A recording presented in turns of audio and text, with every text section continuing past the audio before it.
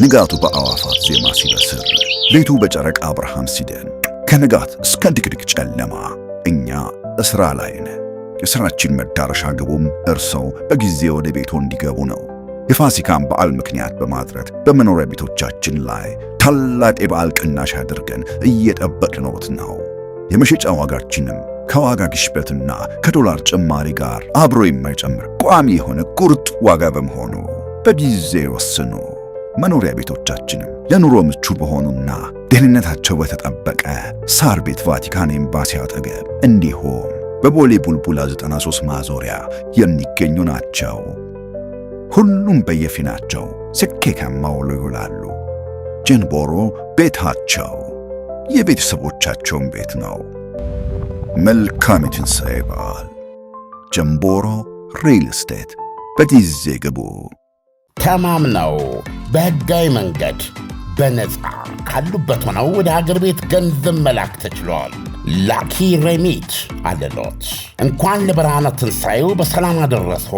ገንዘብ ወደ ሀገር ቤት ከማንኛውም ስፍራ ከአሜሪካ፣ ካናዳ፣ አውሮፓና ከመካከለኛው ምስራቅ ለሚልኩ ዲያስፖራዎች በሙሉ ላኪ ሬሚት ትልልቅ ምንዛሬዎችንና ዳጎስ ያሉ ጉርሻዎችን ያለምንም ክፍያ በነፃ በሕጋዊ መንገድ መላክ ያስችላል።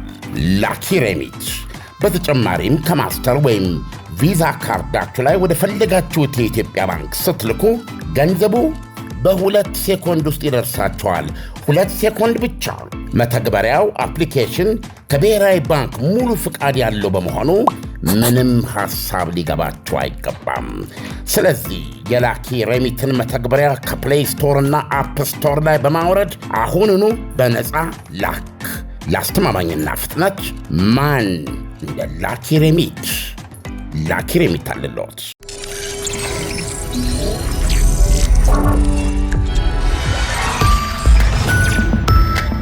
ይህ አዋዜ ሰበር ነው።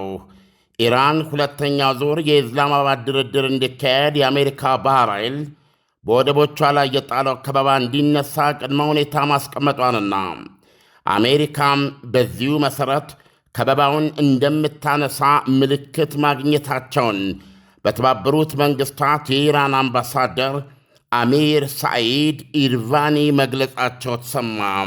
ቢቢሲ እንደዘገበው ፕሬዚደንት ዶናልድ ትራምፕ አሜሪካ አንዳች ስምምነት ሳታገኝ ወይም ውል ሳትቋጥር በፊት ከበባውን ፈጽመው እንደማታነሳ በማኅበራዊ ገጻቸው ሐተታና በብዙ ጋዜጣዊ መግለጫዎቻቸው ሲደጋግሙ እንደቆዩ ይታወቃል። ናዳ ቱፊቅ የተባለች የቢቢሲ ዘጋቢ ለአምባሳደሩ የአሜሪካ ተደራዳሪ ምክትል ፕሬዚደንት ጄዲ ቫንስ ጉዞአቸውን ያዛድገው ወይም አስተጓጉለው እየጠበቁ ነው ስትል ላቀረበችላቸው ጥያቄ አምባሳደሩ ሲመልሱም እንዲህ ስለመሆኑ መረጃ የለኝም፣ ነገር ግን አሉ ኢራን ድርድሩን ወይም ምንም አይነት ድርድር ከመቀጠሉ በፊት የአሜሪካ የባህር ከበባ መነሳት ቅድመ ሁኔታዋ ነው ሲሉ ተናግረዋል።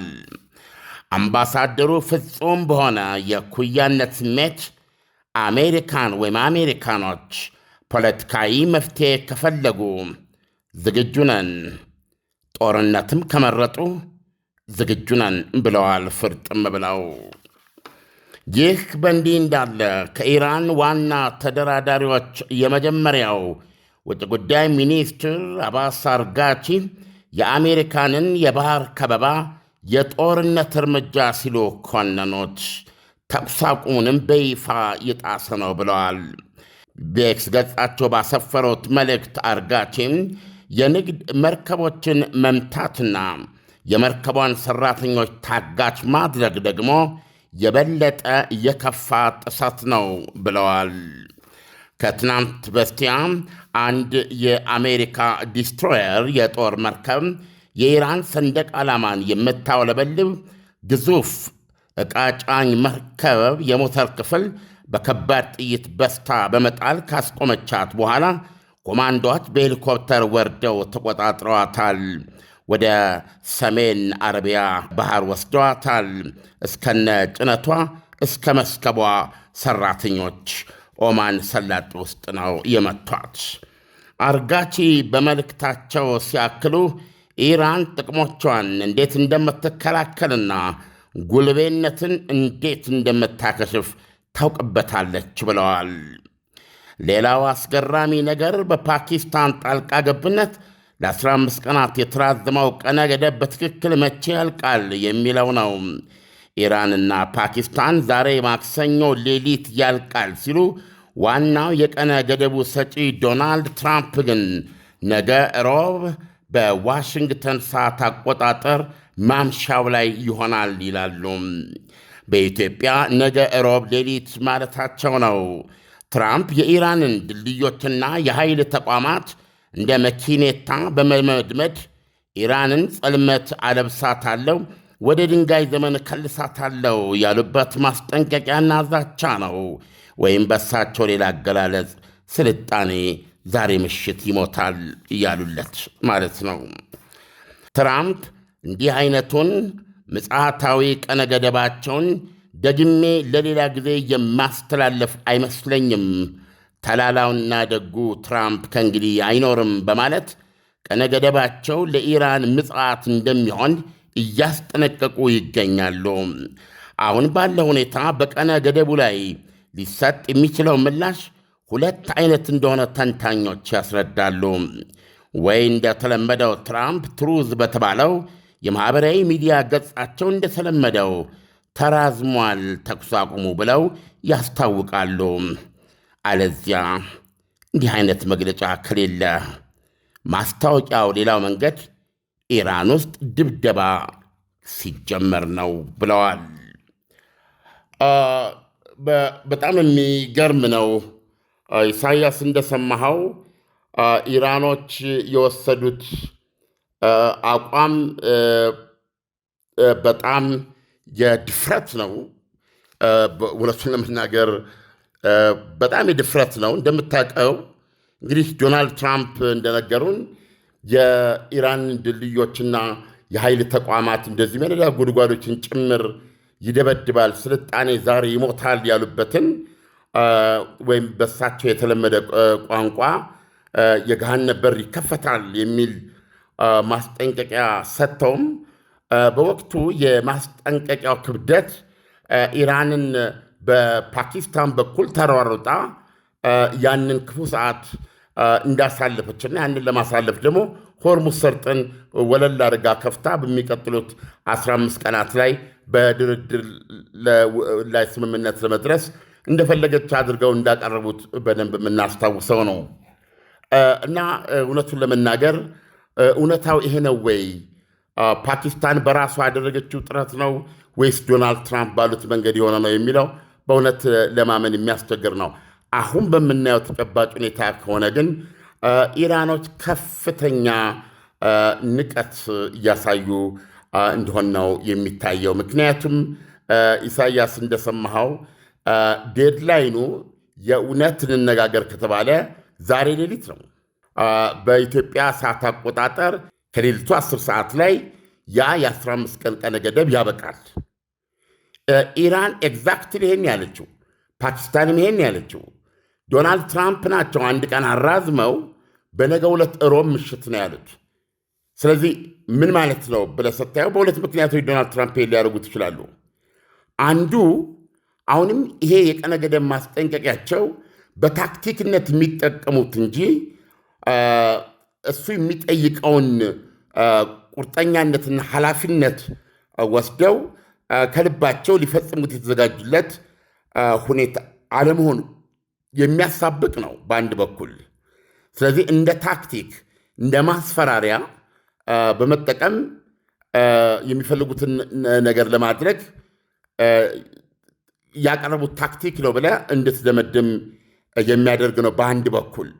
ምክንያቱም ከመንገዳቸው ወጥተው ኦልሬዲ ቀነ ገደቡን የሚያበቃው ሮብ አመሻሽ ላይ ነው በማለት ወይም ደግሞ በእኛ ሮብ ሌሊት ነው በማለት ተጨማሪ የ24 ሰዓት ጊዜ ማራዘሚያ ሰጥተውታል ማለት ነው በዘዴ። ስለዚህ ይሄ የሚታየው በአንድ በኩል ስታየው በተደጋጋሚ ፕሬዚደንቱ እንዲህ አይነት አፋፍ ደርሶ የመታጠፍ ወይም ደግሞ በአማርኛ ለመግለጽ ያስቸግራል መልፈስፈስ ትራምፕ ቺክን ሳውት የሚሉት በመጨረሻ ትራምፕ ገለልበሉ ዞር በሉ ካሉ በኋላ ኮታቸውንና ሸሚዛቸውን ከጣሉ በኋላ ነገሮች ፈጠው በሚመጡበት ጊዜ ምንም እንዳልተፈጠረ ኮትና ሸሚዛቸውን ሰብስበው ታጥፈው ይሄዳሉ የሚል አነጋገር ነው። ያ መልፈስፈስ የራሳቸውን ቃል የራሳቸውን ዛቻ ወደ ተግባር የመተርጎም ወይም ደግሞ ይህንን ዛቻቸውን ወደ ተግባር ለመተርጎም በሚነሱበት ጊዜ ከሚያጋጥማቸው ተግዳሮት አንጻር የመልፈስፈስ ብለው ነው አንዳንድ ጋዜጠኞች ይህን ያወጡላቸው። በዚህ መንገድ ልናየው እንችላለን። ፕሬዚደንቱ ፓኪስታንና ኢራን የቀነ ገደብ የሚያበቃው ዛሬ ማክሰኞ ነው እያሉ እሳቸው ግን የለም ሮብ ምሽት ነው በማለት ያወጡት ነገር በውስጠ ታዋቂነት በአንድ ቀን አራዝመውታል። ውጭ ጉዳይ ሚኒስትር ጄዲ ቫንስ በጣም በሚያሳፍር ሁኔታ ኦልሞስት 24 ሰዓት የትም እንዳትሄድ ኢስላማባድ ትሄዳለህ ኢራኖች ኑ በሚሉን ሰዓት በማለት የኢራኖችን ውሳኔ ሲጠብቁ ነው የቆዩት ምክትል ፕሬዚደንቱ። ኢራኖች ግን በቀጥታ እከሌ ተብሎ በሚጠቀስ እንኳ ባለስልጣን ሳይጠቀሙ በሚዲያ ብቻ የመነጋገር እቅድ የለንም ይሄ የተጣለው ኬላ ገደብ ካልተነሳ የሚለውን አቋማቸውን ጠብቀው በመፈርጠማቸው ፓኪስታን ጠብቃ መጨረሻ ላይ ግን ሁኔታውን ስታየው ያ የተዘጋጀችለት ሰራዊት ያሰማራችለት ጥበቃ ያስፋፋችለት እና ለእሷም ትልቅ ፖለቲካዊ ሁነት ነው። ተስፋ በቆረጠ ሁኔታ ፓኪስታንን ወክለው በድርድሩ ላይ የሚገኙት የሀገሪቱ የማስታወቂያ ሚኒስትር ኢራን እስከዚህ ሰዓት ድረስም እንደምትገኝ አላሳወቀችንም በማለት ገልጿል። ምክንያቱም ትክክል ናቸው። አሁን እናንተ ስናወራ 5 ሰዓት ሊል ነው በኢትዮጵያ ሰዓት አቆጣጠር። ፓኪስታኖች ከኛ የ2 ሰዓት ቅድም ያላቸው ከሌሊቱ 7 ሰዓት ነው እዛ። ስለዚህ የዛሬ ዕለት ሞቷል ማለት ነው። ነገሮች ሊደረጉ የሚችሉት ነገ ነው። ነገ ስንት ሰዓት አሳውቀው ስንት ሰዓት መጥቶ ድርድሩ ተካሂዶ የሚለው ነገር ስታስብ ዶናልድ ትራምፕ ነገ ነው ቀነ ገደቡ ምሽት ላይ ያበቃል ከሚለው ንግግራቸው አንጻር ስትሄድ በነገ ዕለትም ይሄ ሁኔታ የመካሄድ ዕድሉ ጠንካራ እንዳልሆነ ትረዳለህ።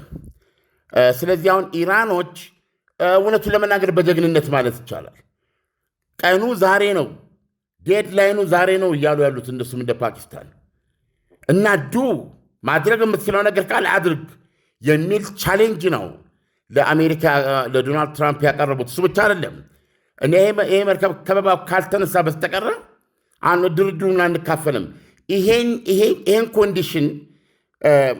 ኮንዲሽን መናገር ብቻ አይደለም። አሁን በተባበሩት መንግስታት የኢራን አምባሳደር እየተናገሩ ያሉት ምልክት አግኝተናል ነው ያሉት። አላብራሩትም ምን አይነት ምልክት እንደሆነ። ነገር ግን አሜሪካ ብሎኬድ ልታነሳ ነው። አሜሪካ የኢራንን ወደቦች እስካሁን ድረስ 28 መርከቦች ወይ ከኢራን ወደ ሌላ ቦታ ሊሄዱ ሲሉ ታግደዋል፣ ወይ ደግሞ ከሌላው የዓለም ክፍል ወደ ወደቡ ሊመጡ ሲሉ ታግደዋል። ስለዚህ አሁን ፕራክቲካሊ ኢራኖች ባስቀመጡት ቅድመ ሁኔታ መሰረት አሜሪካ የአምባሳደሩ ቃል የሚታመን ከሆነ አሜሪካ የባህር ከበባዋን ልታነሳ ነው ማለት ነው በቅድመ ሁኔታው መሰረት። ይሄ አንዱ ኦፕሽን ነው። ሁለተኛው ግን በጣም አደገኛ ነው። ሁለተኛው አደገኛ ነው ማለት ፕሮባብሊ ዶናልድ ትራምፕ በማናቸውም ሰዓት ከዚህ ሰዓት በኋላ በማናቸውም ሰዓት ኢራን ላይ ጥቃት ለማድረስ ቆርጠዋል። ስለዚህ በተደጋጋሚ ቀነ ገደቡን ሮብ ዕለት እያሉ የሚያሳውቁት አንዱ የማዘናጊያ ታክቲክ ሊሆን ይችላል። እንደሚባለው ተልፈስፍሷል የሚባል ሳይሆን ምንጊዜም ወታደራዊ ግጭት ላይ ሰርፕራይዝ በጣም ቁልፍ ነው። በእነዚህ የተኩስ አቁም ጊዜዎች ውስጥ ሁለቱም ዝም ብለው አልተቀመጡም። ለዚህ ማሳያ በሰጥህ በነገራችን ላይ በአዋዜ ልዩ ላይ ቀደም ሲል አቅርቤው በነበረው ዘገባ ላይ መጠነኛ ሚስ አንደርስታንዲንግ ተፈጥሯል። እሱን በዚህ አብራሯል። ለምሳሌ ቱስካ የምትባለው መርከብ ከ300 ሜትር በላይ እርዝማኔ ያላት እጅግ ትልቅ የቃጫኝ መርከብ ናት እና ይቺ ትልቅ የቃጫኝ መርከብ አሜሪካኖች በተቆጣጠሯት ጊዜ ባለፈው እሁድ ዕቃ ጭና ነበር ኢሳያስ እና የጫነችው ዕቃ ብዙ ነው። በጣም ግዙፍ መርከብ ናት። ግን እዛ ውስጥ የያዘችውን ዕቃ አናቅም ነበረም። አሁን ዶናልድ ትራምፕ በማኅበራዊ ገጻቸው የነገሩን ከቻይና የተላከ ስጦታ ነው የሚል ነው እና ይሄም ደስ የማይል ስጦታ ነው አሉ። ምንድነው? ኢራን የተኩስ አቁሙን በመጠቀም ወታደራዊ ግምጃ ቤቷን በምን መልኩ እንደገና እየሞላች እንደሆነ አንዱ ማሳያ ተጨባጭ ማስረጃ ነውና ቻይና ለታይዋን የላከችው ጦር መሳሪያ ነው ብለዋል። እና በሁኔታ ተገርም ያለው የቻይናው ፕሬዚደንት ባለፈው ጊዜ ከሳምንት በፊት ባናገርጓቸው ጊዜ ቻይና ምንም አይነት ቁሳቁስ የወታደራዊ ቁሳቁስ ለኢራን አትልክም አትሰጥም በማለት አረጋግጠውልኝ ይሄን አቅርቤያለሁና ይሄን እያሉ ነው። አሁን ግዙፍ የሆነች ቃጫኝ መርከብ ሙሉ በኮንቴነር ነው ለኢራን ከቻይና የመጣ መሳሪያ መሆኑን ደርሰንበት ከፍተው አዩት ማለት ነው፣ መርከቧ ላይ ማለት ነው። ይህን ተናግረው ነበር እና ትንሽ አዋዜ አንድ ላይ አቀራረቡ ልክ ሌላ መርከብ ይመስላል። አም ሶሪ ለተፈጠረው ኮንፊውዥን በዚህ ታረምልኝ። ቱስካ የምትባለው ባለፈው እሁድ በኦማን ሰላጤ ላይ አሜሪካ አንድ ዲስትሮየሯ ተኩሶ የሞተር ክፍሏን በመምታት በቁጥጥር ስር ባደረጋት እጅግ ግዙፍ የሆነች ቃጫኝ መርከብ ውስጥ የኢራን ናት። እዛ ውስጥ እንግዲህ በዛ መጠን የኢራን ማነች ቻይና ለኢራን የላከችው ጦር መሳሪያ እንደተገኘበት ፕሬዚደንት ዶናልድ ትራምፕ ገልጸዋል። ኢሳያስ ዓለም ኢራን በዚህ መጠን አሜሪካንን መዳፈር ስል መቼስ ያው እስካሁን በነበረው ጦርነት ስንመለከት ቫላንሱን ስናየው ኢራን ናት በጣም በከፍተኛ ሁኔታ እየተመታች ያለችውና ይሄንን ከምንም ከመጤፍ ባለመቁጠር እንዲህ አይነት ፍረት ውስጥ የገባችው ከኋላ ምን የተለየ ነገር አዘጋጅታለች? ያለ ምክንያት ነው ወይ እንደዚህ አይነት ድፍረት ውስጥ የገባችው ማለት የሚቻልበት ሁኔታዎች አሉ ወይ? ለምሳሌ አሁን አንተ ራስህ ባነሳው ስንወስድ ከፍተኛ የሆነ የጦር መሳሪያ አግኝታለች ተብሎ ይገመታል። ወይም ደግሞ ተጭኖ ነበር ከተባለ ያልተያዘ የገባ ነበር ወይ? ተማምነው በሕጋዊ መንገድ በነፃ ካሉበት ሆነው ወደ ሀገር ቤት ገንዘብ መላክ ተችሏል። ላኪ ሬሚት አለሎት። እንኳን ለብርሃነ ትንሣኤው በሰላም አደረሶ። ገንዘብ ወደ ሀገር ቤት ከማንኛውም ስፍራ ከአሜሪካ፣ ካናዳ፣ አውሮፓና ከመካከለኛው ምስራቅ ለሚልኩ ዲያስፖራዎች በሙሉ ላኪ ሬሚት ትልልቅ ምንዛሬዎችንና ዳጎስ ያሉ ጉርሻዎችን ያለምንም ክፍያ በነፃ በሕጋዊ መንገድ መላክ ያስችላል። ላኪ ሬሚት በተጨማሪም ከማስተር ወይም ቪዛ ካርዳችሁ ላይ ወደ ፈለጋችሁት የኢትዮጵያ ባንክ ስትልኩ ገንዘቡ በ2 ሴኮንድ ውስጥ ይደርሳችኋል። 2 ሴኮንድ ብቻ። መተግበሪያው አፕሊኬሽን ከብሔራዊ ባንክ ሙሉ ፍቃድ ያለው በመሆኑ ምንም ሐሳብ ሊገባችሁ አይገባም። ስለዚህ የላኪ ሬሚትን መተግበሪያ ከፕሌይ ስቶር እና አፕ ስቶር ላይ በማውረድ አሁኑኑ በነፃ ላክ። ለአስተማማኝና ፍጥነት ማን እንደ ላኪ ሬሚት አለሎት። በእርግጥ አሁን የምናነበው ዜና ኢራን ኢቨን በዚህ ድርድሩ ላይ እያራመደች ያለው በቅድመ ሁኔታነት ያስቀመጠችውን ጨምሮ መመሪያው የመነጨው ከሀገሪቱ ሶስተኛው መንፈሳዊ መሪ አያቶላ ሞጅታባ ነው የሚል ነገር ነው እያነበብን ያለ ነው። ይህ እንግዲህ አንድ ዘገባ ነው። የኢራን ባለሥልጣን የተለያዩ የፓርላማ ሰዎች ከሚናገሯቸው ውስጥ ነው። ሌላው ግን እንደምታውቀው በአሁኑ ሰዓት ዲፋክቶ የኢራን መሪ ተደርገው የሚወሰዱት የኢራን ፓርላማ አፈ ጉባኤ ሙሐመድ ባጋር ቋሊባፍ ኢራን አዳዲስ ካርዶች አሏት ብለዋል አዳዲስ ካርዶች አሏት ማለት ለምሳሌ በዚህ የእስራኤል አሜሪካና ኢራን ጦርነት ውስጥ ጦርነቱ ከተጀመረ በኋላ ያልተጠበቀ ነገር የሆነው ኢራን የሆርሙዝ ሰርጥን መቆጣጠርና መዝጋት የቻለችበት ሁኔታ ነው።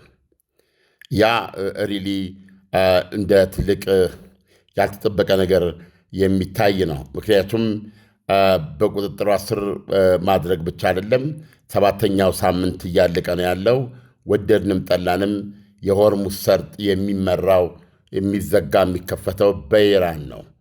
ከጦርነቱ በፊት ወደ ነበረበት ዓለም አቀፍ ነፃ የመተላለፊያ በርነቱ አልተመለሰም። ይህ አንድ ሰርፕራይዝ ነው። ሁለተኛው እንግዲህ የምጠቀምበት በአብዛኛው የኢራን ጦርነት የሚሳኤል ጦርነት ነው። ወደ ኢራን እንዲሁም ወደ ሰላጡ ሀገሮችም የምተኩሰው ይህንን ነው። በርቀት በአየር ላይ የሚደረግ ውጊያ ነው ይሄ። ስለዚህ እስራኤል ደግሞ ኤርፎርስ ነው የምትጠቀመው። አሜሪካ ኤርፎርስም ሚሳኤልም ነው የምትጠቀመው። አዲስ ካርድ አለን ሲሉ እንግዲህ የሚሳኤሎች የጦር ጫፍ ሚሳኤሎች ተሸክመው የሚሄዱት የጦር ጫፍ ወይም የፈንጂ መጠን ሰርፕራይዝ ሊሆን ይችላል። እንደገና ሌላው ደግሞ የካፓቢሊቲ የፕሪሲሽን ጉዳይ የአንድ የሚሳኤል ቴክኖሎጂ ትልቁ መመዘኛ የሚሸከመው ወርሄድ ብቻ ሳይሆን ፕሪሲሽን ምልህ ኢላማውን የሚመታ ወይም ከኢላማው በጣም ብዙም ባራቀ ቦታ ላይ ማረፍ የሚችል እና በዛም የተነሳ ኢላማውን ማውደሙ የማያጠራጥር አይነት ሚሳይሎች አሉ።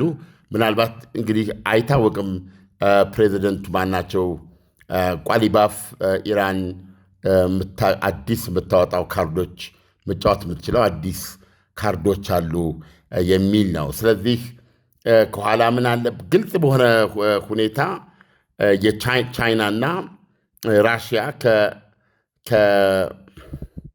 ከኢራን ጀርባ መኖራቸው በማያሻማ ሁኔታ እየታየ ነው። እንደምታውቀው መረጃ ትሰጣለች ራሽያ። እንደገና ባልተጠበቀ ሁኔታ የሳተላይት መረጃ በመስጠት ውስጥ ቻይና እንዳለችበት ተነግረዋል። አሁን ደግሞ ይሄ ቱስካ የተባለችው ግዙፍ ቃጫኝ መርከብ ሙሉ በሙሉ የተሞላችው ለኢራን በተላከ ጦር መሳሪያ ነው ማለት አሜሪካ አጋልጣለች። ስለዚህ አናውቅም።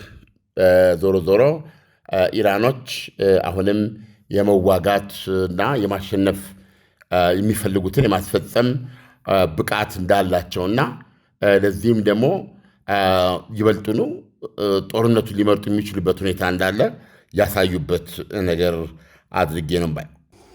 ዓለም ምንም ከተለያየ አቅጣጫ እርዳታ ቢመጣም እስካሁን ከነበረው ጦርነት አንጻር ስናይ ምቱ በጣም በከፍተኛ ሁኔታ የጠነከረው ኢራን ላይ ነው። አሁን ኢራን ምንም የተለያዩ አዳዲስ መሳሪያዎች እንኳን ታጥቃለች ብለን ብናስብ እየተዋጋች ያለችው ከአሜሪካና ከእስራኤል ጋር በመሆኑ የጦር ሚዛኑ ወዴት እንደሚያደላ መገመት ይቻላል። አሁን ሆርሙዝን ለምሳሌ ይዛለች። አሁን ሆርሙዝ እንደ መጀመሪያዎቹ አካባቢ አይደለም ያለው ጩኸት፣ የመቀዛቀዝ ሁኔታዎች አሉ። እነዚህ ሂደቶች ዓለም አማራጭ በሮች አሏት። ብዙ ጊዜ አማራጭ በሮቿን ከተጠቀመችና ኢራን በጣም በከፍተኛ ሁኔታ የምትመታ ከሆነ ኢራን ወደ አዋራነት አትቀየርም ወይ? እስከማውቀው ለሆርሙዝ ሰርጥ አማራጭ መንገድ የለም። አማራጭ አቅርቦት ማለት ነው። ለምሳሌ ነዳጅ ቻይና ወደ ሩሲያ ዞራለች። ህንድም ወደ ሩሲያ የምትሄድ ከሆነ ሁሉም አማራጭ ሌላው ደግሞ አሜሪካም በከፍተኛ ሁኔታ ወደ ሽያጭ ውስጥ ልትገባ የመጨረሻ ዝግጅቱን እንዳደረገች ሰምተናል። ንጋቱ በአዕዋፋት ዜማ ሲበስር፣ ሌቱ በጨረቃ ብርሃን ሲደምቅ፣ ከንጋት እስከ ድቅድቅ ጨለማ እኛ እስራ ላይ ነን። የሥራችን መዳረሻ ግቡም እርሰው በጊዜ ወደ ቤቶ እንዲገቡ ነው። የፋሲካን በዓል ምክንያት በማድረግ በመኖሪያ ቤቶቻችን ላይ ታላቅ የበዓል ቅናሽ አድርገን እየጠበቅነዎት ነው። የመሸጫ ዋጋችንም ከዋጋ ግሽበትና ከዶላር ጭማሪ ጋር አብሮ የማይጨምር ቋሚ የሆነ ቁርጥ ዋጋ በመሆኑ በጊዜ ወስኑ። መኖሪያ ቤቶቻችንም ለኑሮ ምቹ በሆኑና ደህንነታቸው በተጠበቀ ሳር ቤት ቫቲካን ኤምባሲ አጠገብ እንዲሁም በቦሌ ቡልቡላ 93 ማዞሪያ የሚገኙ ናቸው። ሁሉም በየፊናቸው ስኬታማ ውሎ ይውላሉ። ጀንቦሮ ቤታቸው የቤተሰቦቻቸውን ቤት ነው። መልካም የትንሣኤ በዓል። ጀንቦሮ ሪል ስቴት። በጊዜ ግቡ። ይሄ በጣም ኢሳይያስ በጣም የተወሳሰበ ነገር ነው። የሆርሙዝ ሰርጥ መከፈት አለመከፈት የዓለምን ኢኮኖሚ ደህንነት ይወስነዋል። በነገራችን ላይ ኢንተርናሽናል ሞኔታሪ ፈንድ እንዳስቀመጠው ከሆነ የዚህ የሰርጡ በዚህን ያህል ጊዜ እስካሁን እንኳ ባለው ሁኔታ ተዘግቶ መቆየትና የሁኔታዎች ቶሎ አለመስተካከል የአጠቃላይ የዓለምን የኢኮኖሚ ፕሮጀክሽን በከፍተኛ ደረጃ ፎርሽ ሊያደርገው እንደሚችል እና ይህን ተከትሎም ብዙ የሚተነበዩ ነገሮች አሉ። የዓለም የኢኮኖሚ ቀውስ መምጣቱ የማይቀር ሊሆን እንደሚችል ተንብየዋል። ስለዚህ ቀላል አይደለም። የ20 በመቶ ነው የሚተላለፍበት። በዚህ ሰፊ ዓለም ውስጥ የዓለም የዕለታዊ የነዳጅና የተፈጥሮ ጋዝ ፍጆታ ውስጥ ወደ 20 ሚሊዮን በርሜል በየቀኑ የሚያልፍበት መተላለፊያ ነው። ይህንን በሌላ አማራጭ የመተካቱ ኦፕሽን የለም ማለት ይቻላል። የለም። ስለዚህ በአብዛኛው ኤሽያ፣ አውሮፓ ጭምር እንደዚህ ሁሉም አሁን በምታየው መንገድ እስከኛ ሀገር ድረስ የዚህ ጉዳት ቀጥተኛ ሰለቦች ናቸው። ስለዚህ አሁን እጅግ የዶናልድ ትራምፕ ሰዓት ላይ እንደነገርኩ ይሄ ጦርነት በምንም ቋንቋ አስቀምጠው ኢራኖች ይሄን ሰላጤ ነገሮች እንደነበሩ አይመለሱም። ቼንጅ ጦርነቱ ቀይሮታል። ስለዚህ በዚህም ተባለ በዚያ በሆርሙዝ ሰርጥ ላይ ኢራን በባለቤትነት የሆነ ነገር ሚና መጫወት አለባት የሚል አቋም ነው አንዱ ድርድሩ ላይ የሚያቀርቡት እንጂ 100% ሆርሙዝ ሰርጥ ወደ ነበረበት ይመለስ ብሎ የማለት ነገር ይሄ ቶታሊ እጅ መስጠት ነው ብለው ነው ያሉት። ስለዚህ አንዱም ድርድሩን ዶናልድ ትራምፕ ተቃርበዋል፣ እየደረሰ ነው፣ እርግጠኛ ነኝ የሚሉትን ነገር ድርድሩ በፍጹም ቀላል እንደማይሆን የሚያሳይ ነው። ስለዚህ ይሄንን ስታይ እንትኑ ምንድነው ይባለው ጦርነቱ ከባድ ነው የሚሆነው። ኢራን እንደምታውቀው ልትደበደብ ትችላለች። ኢራን ትደበደባለች። ነገር ግን የውጊያውን ባህሪ ኢንታየርሊ ሊቀይረው የሚችለው ዶናልድ ትራምፕ ዛቻቸውን የፈጸሙ እንደሆን ነው። የኢራንን አሁን ለምሳሌ በሌላ በኩል ደግሞ የእስራኤሉ ታይምስ ኦፍ እስራኤል ላይ እንዳነበብኩት ከሆነ የዚህ የሴንትኮም ወይም ደግሞ ማዕከላዊ የሚባለው የአሜሪካ የጦር ክፍል በመካከለኛው ምስራቅ አጠቃላይ የጦር ክፍል አዛዥ አድሚራል ሳምቲንግ እስራኤል ነበሩ ከሳምንት በፊት እና ጦርነቱ በሚቀጥልበት ጊዜ ሁለቱ ሀገሮች በጣምራ ስለሚያወድሙት ኢላማ እና ስለሚኖራቸው ደግሞ የውጊያ ባህሪና ዝርዝር በተመለከተ ተነጋግረዋል የሚል ነው እና እንደውም እዛ ላይ ምን ይላል? ሊመቱ ከሚችሉ ኢላማዎች አንዱ የኢራን የጋዝ ማምረቻ ተቋማት ይላል። እንደነገርኩ በጣም ግዙፍ የሆነ ተቋም ነው። ከዛ ኮምፕሌክስ ውስጥ አንዱን ማጣሪያ ነው ባለፈው እስራኤል መታው የነበረውና ያ በቢሊዮን ዶላሮች የሚቆጠር የሀገር ሀብት ነው። እሱን ሁሉ ኢላማ የማድረግ እንደሆነ መለስ ብዬ ያነበብኩት አለ። ባይ ዘ ዌይ በሄዝቦላ እና በእስራኤል መካከል ተኩስ አቁሙ ፈርሷል። እስራኤል አሁን ማምሻውን እንዳስነበበችው ሄዝቦላ ሮኬት ተኩሷል እና የተኮሰውም የኢራን የእስራኤል በመድፎች የመድፍ ተኩስ ያለበት ቦታ ላይ የተነጣጠረ ነው በሚል ወደ ሰሜን እስራኤል ተኩሷል እና የሚያቀርበው ምክንያት ራሷ አሜሪካ ተኩስ አቁሙን ማለች እስራኤል አላከበረችም፣ ስለዚህ ምን ይሄን ያደረኩት ብሏል። እስራኤል ደግሞ ለዚህ የምትሰጣቸው የራሷ ምክንያቶች አሉ። እስራኤልም ስደበድብ ነበር። ስለዚህ አሁን ይህን ስናወራ ተኩስ አቁሙ በሁለቱ መካከል እንደተጣሰ ነው የሚታወቀው። ይሄ ነገር የአጋጣሚ ነው ወይስ ብለህ የራስን ግምት ማስቀመጥ ትችላለና ጦርነቱ ወደ ነበረበት ለመመለስ ሁኔታዎች በዝግጅትና በቋፍ ላይ እንደሆኑ እያየን ነው። ኢሳያስ ዓለም በዚህ ሁኔታ እንግዲህ ጦርነቱ ድንገት ሊያገረሽና ሊፋፋም እንደሚችል መገመት እንችላለን። ዓለም እንግዲህ ጦርነቱ እንደገና የሚጋጋምና የሚፋፋም ከሆነ የኢራን ድልድዮች፣ የኢራን የኤሌክትሪክ ኃይል ማመንጫዎች፣ የኢራን የውሃ ማምረቻዎች ማጣሪያዎች ማለት ነው እና የኢራን የነዳጅ ማውጫዎች፣ እነዚህ የሮኬት ፋብሪካዎች ኢላማ ውስጥ ይገባሉ ማለት ነው። ይሄ ማለት ደግሞ በኢራን የአየር ሁኔታ ውሃ ጥም፣ በኢራን የአየር ሁኔታ ያለምንም ኤሲ መኖር እጅግ በጣም ከባድና ውስብስብ አያደርገውም ወይ? ያው ይሄ እንግዲህ ሲሆን ማየት ነው። እስካሁን ድረስ ፓወር ፕላንት ነው የሚሉት። አንዳንድ ጊዜ ደግሞ በቀጥታ የኤሌክትሪሲቲ ነው የሚሉት። በአጠቃላይ 10 ቢሊዮን ዶላር ወጪ ተደርጎበት የተዋቀረ የተገነባ እንደሆነ ሁሉ ማስታወሻ ጠቅስ በሰዓታት ውስጥ ግን የሚወድም ነው የሚሉት። በተጨማሪ ደግሞ በተለያየ መልኩ የሚገልጹት የነዳጅ ጉድጓዶች ይደበደባሉ የሚል ነው። እንደውም ካርግ የደሴት ደግሞ የዚህ የነዳጅ መላኪዋ 90 በመቶ ነዳጇን ለውጭ ገበያ የምታቀርብበት ወደ ሰላጤው የሚፈስበት ነው። መርከቦች እየቀረቡ የሚጭኑበት ነው። እዛ ላይም ከፍተኛ የነዳጅ ክምችት አለ፣ መሰረተ ልማት አለ። እሱን ለሁለተኛ ጊዜ ከማንኛውም ወታደራዊ መከላከያ ነፃ የማድረግ ድብደባ ማካሄዷን እናውቃለን። በዛቻ በማስጠንቀቂያ ደረጃ እነዚህ ናቸው ያሉት።